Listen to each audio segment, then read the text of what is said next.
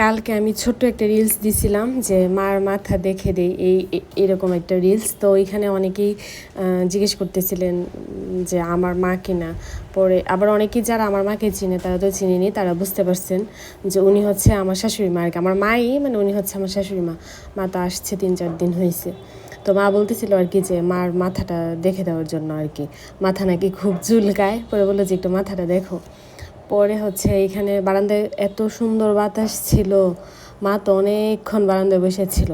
পরে বারান্দায় বসলাম, বসে মার মাথা দেখতেছি। তারপরে আমি একটা উকুন পাইছি, পুরা মাথা দেখছি, একটা উকুনই পাইছি, বড় একটা উকুন পাইছি, কিন্তু আর উকুন পাই না। মা বলতেছে যে না আরও আছে আরও আছে। পরে আমি বললাম যে না মা, আমি তো দেখতেছি, অনেকটা টাইম নিয়ে দেখলাম আর নাই। পরে যা দেখলাম, আমি যা বুঝতে পারলাম, সাদা চুল থাকলে কিন্তু এগুলো চুলকায় অনেক সময়। মানে মার প্রচুর মানে চুল হচ্ছে যে এখন তো সব চুল পাকা না, তো পাকা চুল কিন্তু প্রচুর চুলকায়। পরে আমি মারে বলতেছিলাম যে মা পাকা চুল কিন্তু অনেক চুলকায়, তোমার তো সব চুলই পাকছে, যার কারণে হচ্ছে বেশি চুলকাইতেছে। পরে মা বলতেছে যে হ্যাঁ এইটাই হবে।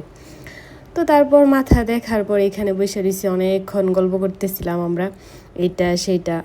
আমার শাশুড়ি হচ্ছে অনেক এক্সপ্রেসিভ আর কি, মানে গল্প করে এটা সেটা অনেক কিছু বলে, চুপচাপ না, মানে আমার মতো। আমিও যেমন গল্প করি, গল্প করতে পছন্দ করি, উনিও। যার জন্য হচ্ছে যে ওনার সাথে আমার মানে সময় সময় কাটাতে ভালো লাগে, কারণ হচ্ছে যে উনি অনেক কিছু নিয়ে গল্প করে আমার সাথে, আমিও করি। যাই হোক, তো মার সাথে মার মাথা দেখছি সকালবেলা খাওয়া দাওয়া করার পরে আর কি। তো এখন হচ্ছে যে আমি চা করব, আর এইদিকে মারে হচ্ছে যে একটু রামায়ণ দিলাম, রামায়ণ দেখবে আর কি। তো রামায়ণ দিয়ে আসলাম, দিয়ে আসা এখন হচ্ছে যে চা করতেছি।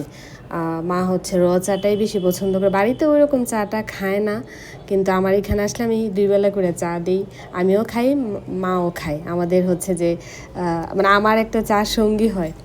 যাই হোক, এদিকে আবার দুপুরবেলা রান্নার জন্য হচ্ছে মাছ বের করে রাখছি। তো আমি চাতে চিনি খাবো না এখন, মারে হচ্ছে যে একটু চিনি দিয়ে দিব আর কি। মা তো চিনি ছাড়া খাইতে পারবে না। আমি কতদিন যাবত অনেক বেশি খাইতেছি, খাওয়া দাওয়া করতেছি, এখন একটু চিনিটা অ্যাভয়েড করার চেষ্টা করতেছি।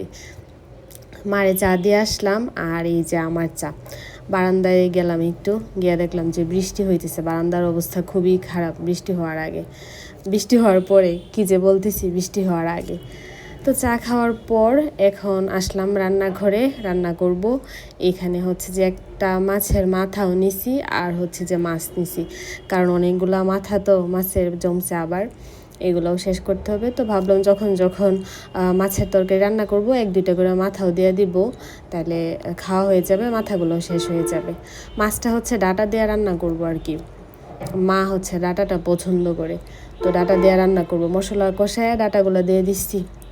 আর এইদিকে হচ্ছে যে নর্মাল ফ্রিজের যে ড্রয়ারটা থাকে না, এই ড্রয়ারটা একটু পরিষ্কার করব। ড্রয়ারটা ময়লা হয়েছে, কতদিন যাবতই ভাবতেছি ড্রয়ারটা ময়লা হয়েছে, পরিষ্কার করব। করি করে আর করা হইতেছে না। তো আজকে ফ্রিজ খালি হয়েছে, মানে এই ড্রয়ার আজকে আর কিছু নাই ওরকম। তো পরে ভাবলাম যে ড্রয়ারটা একটু ধুয়ে নিই। ড্রয়ারটা ধোয়ার পর এদিকে আমার একটু ক্ষুধা লাগছে, এখন আমি হচ্ছে যে একটা কলা খাইতেছি। মানে হঠাৎ করে মনে হইতেছে যে আমার এত ক্ষুধা লাগছে যে আমি কতদিন যাবত না খাই আছি, এরকম লাগতেছে। বাট তাড়াতাড়ি করে কী খাবো, পরে ভাবলাম আচ্ছা একটা কলা খাই। কলা খাওয়ার পরে এই যে ফ্রিজটাও এখন পরিষ্কার করতেছি, নর্মালটা আর কি। ড্রয়ারটা তো ধুইলাম, এখানে আমার একটাই ড্রয়ার নর্মালে। ড্রয়ারটা ধুইলাম আর ভিতরটাও পরিষ্কার করলাম। পরিষ্কার করার পর ফ্রিজে আমার তেঁতুল থাকে, এই তেঁতুলগুলো বাইরে রাখছিলাম, কাঁচামরিচ এগুলো আর কি আবার গুছায় রাখলাম। আর একটু আদা রসুনের পেস্ট করা আছে, না রসুন না, আদা আর পেঁয়াজ এগুলোও রাখলাম। পরিষ্কার করার পর আমার কাছে দেখতে অনেক ভালো লাগতেছিল, সুন্দর লাগতেছিল ফ্রিজটা। যদিও খুব বেশি একটা ময়লা হয়েছে না, তাও মানে পরিষ্কার করার পর আলাদা একটা ভালো লাগে। স্নান টান করলাম, এখন খাইতে বসলাম। কলমি শাক করছিলাম, কলমি শাক দিয়ে আর ওই যে মাছ রান্না করলাম, যে মাথাটা আমি নিলাম। আমি আর মা একসাথেই বসছি, একসাথেই খাইতেছি। এই তো ছিল আমাদের শাশুড়ি বৌমার কিছু সময়।